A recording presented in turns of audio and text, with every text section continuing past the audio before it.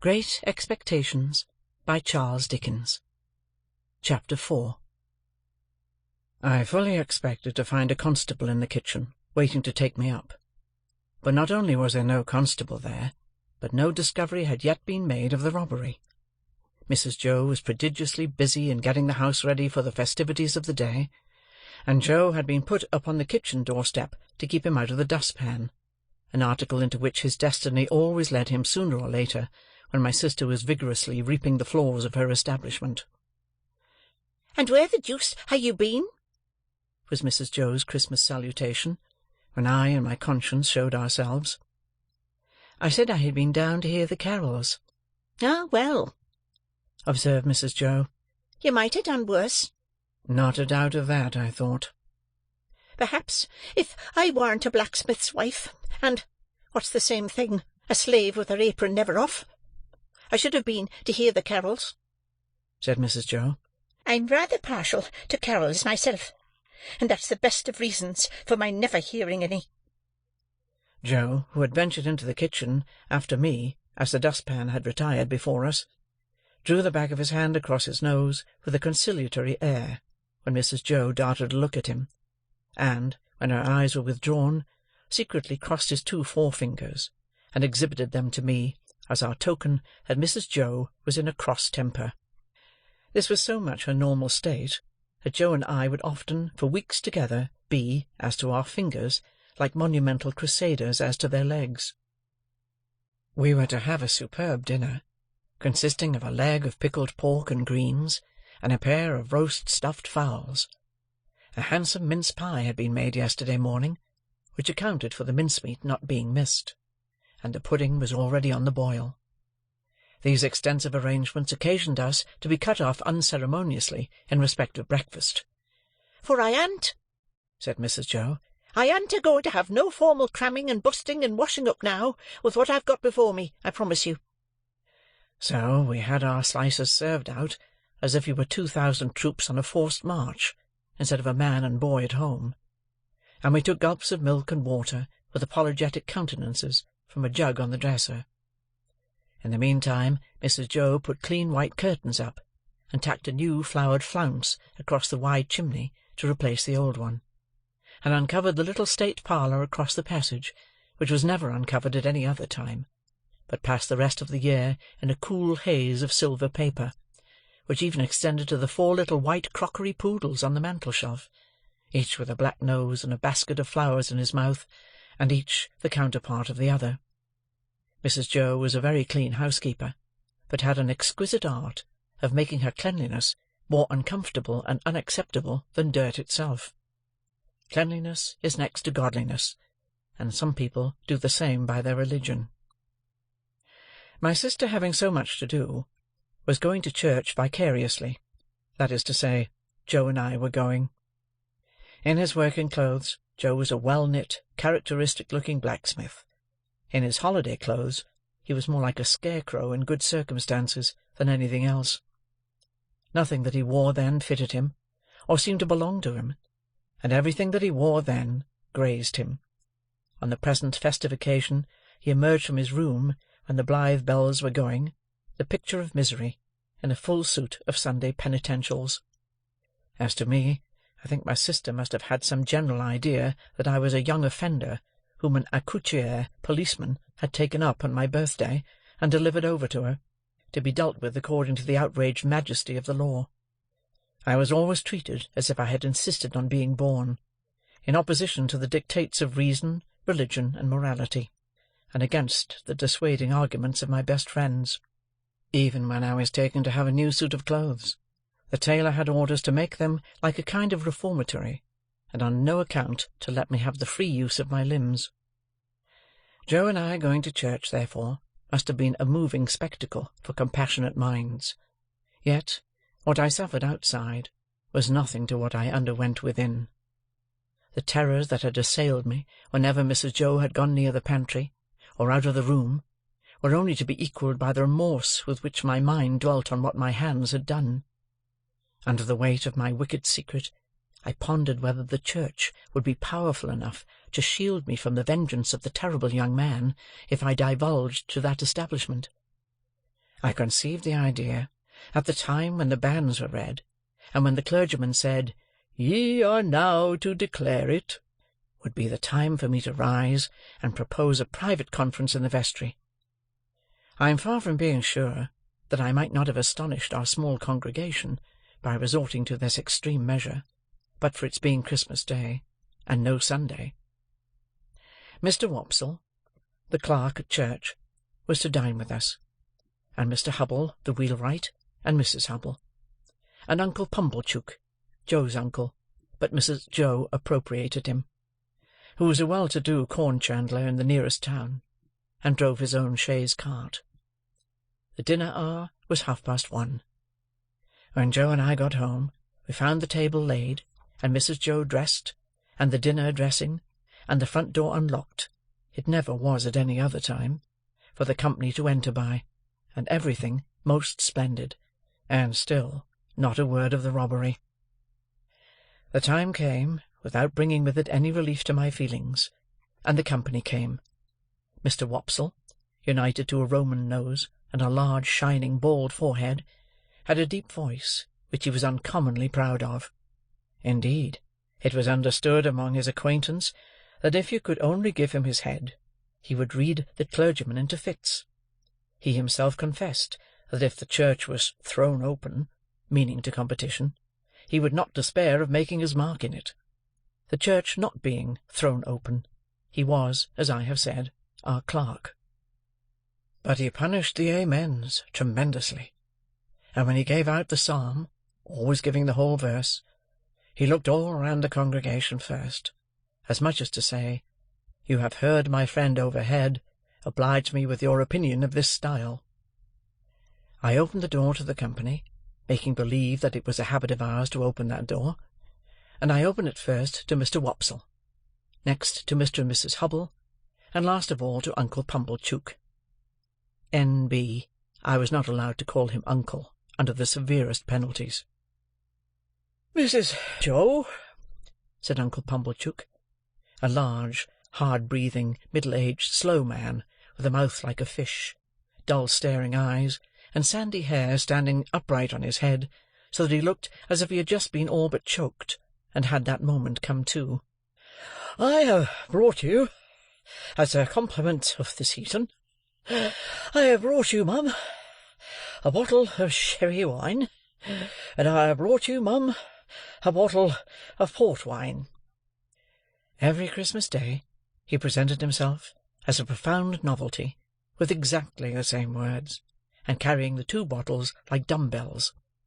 Every Christmas Day Mrs. Joe replied, as she now replied, "Oh, Uncle Pumblechook, this is kind." Every Christmas Day he retorted, as he now retorted, "It's no more than your merits, and now are you all bobbish, and how's 6 of halfpence?" meaning me. We dined on these occasions in the kitchen, and adjourned for the nuts and oranges and apples to the parlour, which was a change very like Joe's change from his working clothes to his Sunday dress. My sister was uncommonly lively on the present occasion, and indeed was generally more gracious in the society of Mrs. Hubble than in other company. I remember Mrs. Hubble as a little curly, sharp-edged person in sky blue, who held a conventionally juvenile position, because she had married Mr. Hubble, I don't know at what remote period, when she was much younger than he. I remember Mr. Hubble as a tough, high-shouldered, stooping old man, of a sawdusty fragrance, with his legs extraordinarily wide apart, so that in my short days I always saw some miles of open country between them when I met him coming up the lane.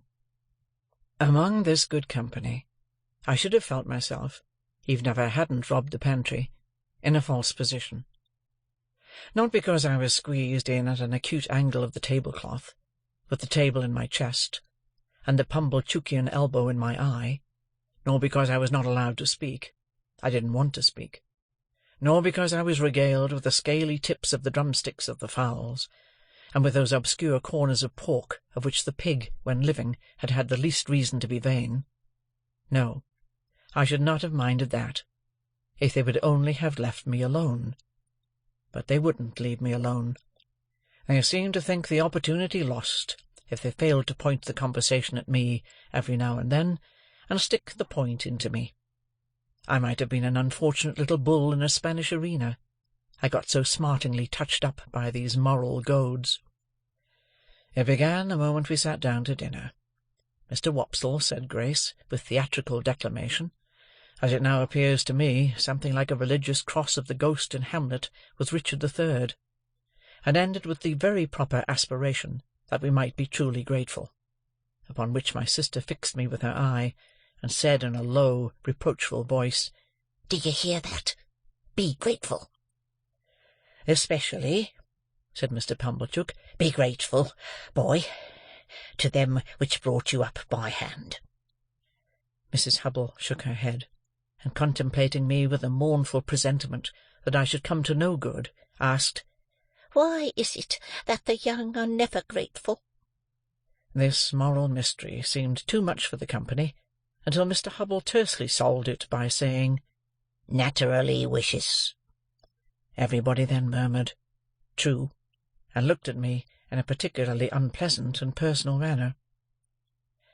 Joe's station and influence was something feebler, if possible, when there was company than when there was none, but he always aided and comforted me when he could, in some way of his own, and he always did so at dinner-time by giving me gravy, if there were any. There being plenty of gravy to-day, Joe spooned into my plate, at this point, about a half-pint. A little later on in the dinner, Mr. Wopsle reviewed the sermon with some severity, and intimated, in the usual hypothetical case of the church being thrown open, what kind of sermon he would have given them. After favouring them with some heads of that discourse, he remarked that he considered the subject of the day's homily ill chosen, which was the less excusable, he added, when there were so many subjects going about. "True again," said Uncle Pumblechook. "You've hit it, sir. Plenty of subjects going about, for them that know how to put salt upon their tails. That's what's wanted. A man needn't go far to find a subject, if he's ready with his salt-box," Mr. Pumblechook added, after a short interval of reflection. "Look at pork alone. There's a subject. If you want a subject, look at pork." "True, sir. Many a moral for the young," returned Mr. Wopsle, and I knew he was going to lug me in before he said it. "Might be deduced from that text." "You listen to this," said my sister to me in a severe parenthesis. Joe gave me some more gravy. "Swine," pursued Mr. Wopsle in his deepest voice, and pointing his fork at my blushes, as if he were mentioning my Christian name. "Swine were the companions of the prodigal. The gluttony of swine is put before us as an example to the young." I thought this pretty well in him, who had been praising up the pork for being so plump and juicy. "What is detestable in a pig is more detestable in a boy." "Or girl," suggested Mr. Hubble. "Of course, or girl, Mr. Hubble," assented Mr. Wopsle, rather irritably. "But there is no girl present." "Besides," said Mr. Pumblechook, turning sharp on me, "think what you've got to be grateful for. If you'd been born a squeaker—" "He was, if ever a child was," said my sister most emphatically. Joe gave me some more gravy. "Well, but I mean a four-footed squeaker," said Mr. Pumblechook. "If you had been born such, would you have been here now? Not you. Unless in that form," said Mr. Wopsle, nodding towards the dish. "But I don't mean in that form, sir," returned Mr. Pumblechook, who had an objection to being interrupted. "I mean enjoying himself with his elders and betters, and improving himself with their conversation, and rolling in the lap of luxury. Would he have been doing that? No, he wouldn't. And what would have been your destination?" turning on me again. "You would have been disposed of for so many shillings, according to the market price of the article, and Dunstable the butcher would have come up to you as you lay in your straw, and he would have whipped you under his left arm, and with his right he would have tucked up his frock to get a penknife from out of his waistcoat pocket, and he would have shed your blood and had your life. No bringing up by hand then. Not a bit of it." Joe offered me more gravy, which I was afraid to take. "He was a world of trouble to you, ma'am," said Mrs. Hubble, commiserating my sister. "Trouble?" echoed my sister. "Trouble?" And then entered on a fearful catalogue of all the illnesses I had been guilty of, and all the acts of sleeplessness I had committed, and all the high places I had tumbled from, and all the low places I had tumbled into, and all the injuries I had done myself, and all the time she had wished me in my grave, and I had contumaciously refused to go there. I think the Romans must have aggravated one another very much with their noses. Perhaps they became the restless people they were in consequence. Anyhow, Mr. Wopsle's Roman nose so aggravated me, during the recital of my misdemeanours, that I should have liked to pull it until he howled. But all I had endured up to this time was nothing in comparison with the awful feelings that took possession of me when the pause was broken, which ensued upon my sister's recital, and in which pause everybody had looked at me, as I felt painfully conscious, with indignation and abhorrence. "Yet," said Mr. Pumblechook, leading the company gently back to the theme from which they had strayed, "pork, regarded as biled, is rich too, ain't it?" "Have a little brandy, uncle," said my sister. Oh, heavens! It had come at last. He would find it was weak. He would say it was weak, and I was lost. I held tight to the leg of the table under the cloth with both hands, and awaited my fate. My sister went for the stone bottle, came back with the stone bottle, and poured his brandy out, no one else taking any. The wretched man trifled with his glass, took it up, looked at it through the light, put it down, prolonged my misery. All this time, Mrs. Joe and Joe were briskly clearing the table for the pie and pudding. I couldn't keep my eyes off him. Always holding tight by the leg of the table with my hands and feet, I saw the miserable creature finger his glass playfully, take it up, smile, throw his head back, and drink the brandy off. Instantly afterwards, the company was seized with unspeakable consternation, owing to his springing to his feet, turning round several times in an appalling spasmodic whooping cough dance, and rushing out the door. He then became visible through the window, violently plunging and expectorating, making the most hideous faces, and apparently out of his mind. I held on tight, while Mrs. Joe and Joe ran to him. I didn't know how I had done it, but I had no doubt I had murdered him somehow. In my dreadful situation, it was a relief when he was brought back, and, surveying the company all round, as if they had disagreed with him, sank down into his chair, with one significant gasp. "Tar!" I had filled up the bottle from the tar-water jug. I knew he would be worse by and by. I moved the table, like a medium of the present day, by the vigour of my unseen hold upon it. "Tar?" cried my sister in amazement. "Why, however could tar come there?" But Uncle Pumblechook, who was omnipotent in that kitchen, wouldn't hear the word, wouldn't hear of the subject, imperiously waved it all away with his hand, and asked for hot gin and water. My sister, who had begun to be alarmingly meditative, had to employ herself actively in getting the gin, the hot water, the sugar, and the lemon peel, and mixing them. For the time being at least, I was saved. I still held on to the leg of the table, but clutched it now with the fervour of gratitude.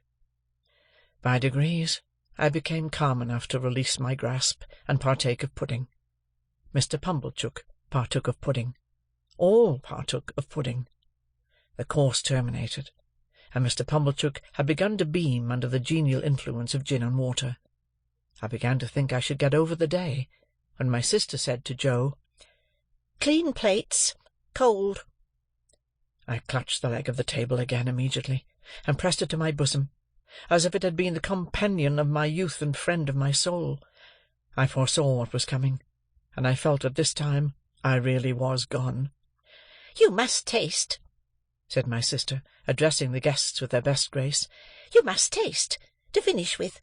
Such a delightful and delicious present of Uncle Pumblechook's." Must they? Let them not hope to taste it. "You must know," said my sister, rising, "it's a pie. A savoury pork pie." The company murmured their compliments. Uncle Pumblechook, sensible of having deserved well of his fellow creatures, said, quite vivaciously, all things considered, "Well, Mrs. Joe, we'll do our best endeavours. Let us have a cut at this same pie." My sister went out to get it. I heard her steps proceed to the pantry. I saw Mr. Pumblechook balance his knife. I saw reawakening appetite in the Roman nostrils of Mr. Wopsle. I heard Mr. Hubble remark that "a bit of savoury pork pie would lay atop of anything you can mention and do no harm." And I heard Joe say, "You shall have some, Pip." I have never been absolutely certain whether I uttered a shrill yell of terror, merely in spirit, or in the bodily hearing of the company. I felt that I could bear no more, and that I must run away. I released the leg of the table, and ran for my life. But I ran no further than the house door, for there I ran head foremost into a party of soldiers with their muskets, one of whom held out a pair of handcuffs to me, saying, "Here you are. Look sharp. Come on." Chapter 4